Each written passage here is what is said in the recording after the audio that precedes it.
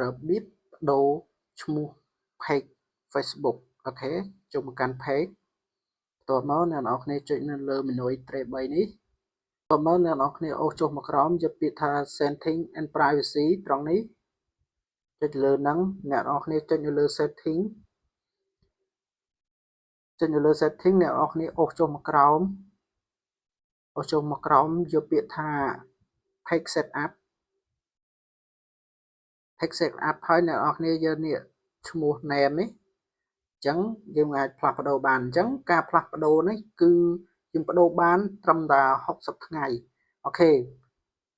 លើសពី60ថ្ងៃបានយើងប្ដូរបានម្ដងទៀតអញ្ចឹងខ្ញុំប្ដូរឈ្មោះpage នេះដាក់ឈ្មោះថា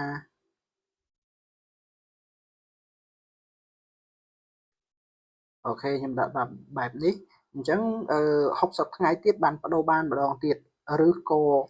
អាចលើសនឹងក៏បានដែរបើសិនជា page ចាស់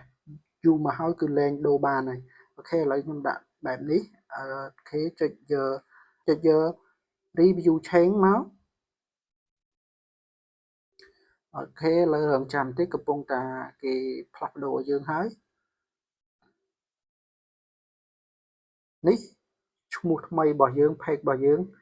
អូខេចុច submit ចុចលើនេះមកអូខេ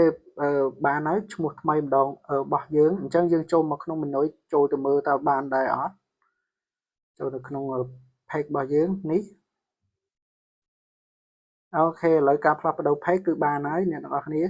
អូខេវីដេអូខ្លីនៅការបដូរឈ្មោះ page Facebook អ្នកទាំងអស់គ្នាអាចធ្វើទៅបានសម្រាប់អ្នកមិនទាន់ចេះអូខេសម្រាប់អ្នកដែលចេះហើយខន្តីអបិយទោសផងសម្រាប់វីដេអូខ្លីៗថ្មីបែបនេះអូខេអរគុណច្រើន